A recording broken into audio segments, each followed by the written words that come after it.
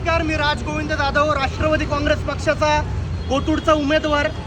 आज तुम्ही पाहिलं तर हे सूटबूटवाले अधिकृत भिकारी आज आपल्या शहराला लाभलेले आहेत। अधिकृत हप्ता वसुली चाललेली आहे। लीगल दुकानदारांना त्रास देत आहेत, पण जे अनधिकृत जे लोक आहेत आता ह्यांना काय सोडलं? ओ सर, हे यूपी बिहारी का आपले नातेवाईक आहेत का? हे यूपी बिहारीवाले यांचे नातेवाईक आहेत, पण इथला मराठी माणूस हा नुसतं मारायला ठेवलेला आहे यांनी। हे बघा, हे मते सर इकडे पुढे, आपण इथले उमेदवार होतो, इथले हे आपले मते सर आहेत।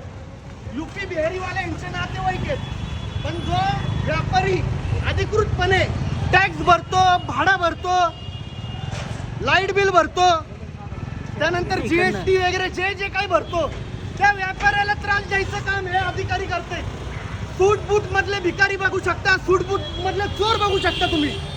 मी इथला राष्ट्रवादी काँग्रेस पक्षाचा उमेदवार होतो, राजगोविंद जाधव। चेहरा घ्या सगळ्यांचा। यूपी बिहारीवाले यांचे नातेवाईक आहेत, यूपी बिहारीवाले यांचे नातेवाईक आहेत, त्यांच्यावर कारवाई होत नाही। पण जो मराठी माणूस, जो व्यापारी अधिकृतपणे 40,000 रुपये भाडा भरतो, टॅक्स भरतो, इन्कम टॅक्स भरतो, ITR भरतो, लाईट बिल भरतो, त्याचे पत्र काढते। ते पत्र काय व्यापारी झोपत नाही, नागरिकांवर वरनं पाला पाचोळा पडू नये, ऊन पाऊस लागू नये म्हणून पत्रे लावतात, त्याच्यावर पण कारवाई करतात का? अधिकृत दुकानदारांवर कारवाई करतात। या अधिकृत भिकाऱ्यांचा तुम्ही सगळ्यांनी फोटो घ्या। पडदे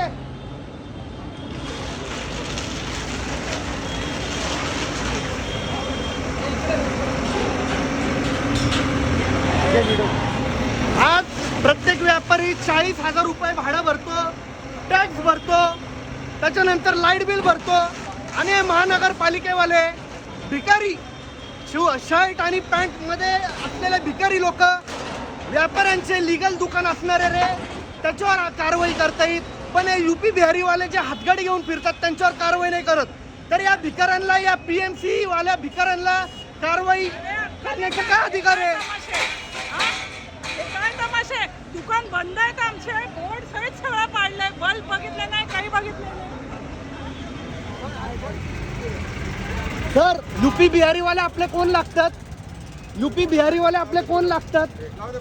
यूपी बिहारीवाले आपले कोण लागतात? बोर्ड बीड सगळं पाडलंय तिथं। हे जे लिगली टॅक्स भरतात, लिगली जे 40,000 रुपये भाडं भरतात, त्या दुकानदारांना हे सूटबूट घातलेले भिकारी आणि चोर भामटे हे दुकानदारांचे पैसे आणि हप्ता वसुली करणारे अधिकारी आहे। बघा तुम्ही सगळ्यांनी, मनोज मते यांचं नाव आहे। यांना मी रिक्वेस्ट केली, व्यापाऱ्यांतर्फे मी यांना 2 आठवड्या आधी पत्र दिलं होतं, तरी व्यापाऱ्यांसोबत माझ्याकडे त्या पत्राची अधिकृत प्रत आहे। व्यापाऱ्यांसाठी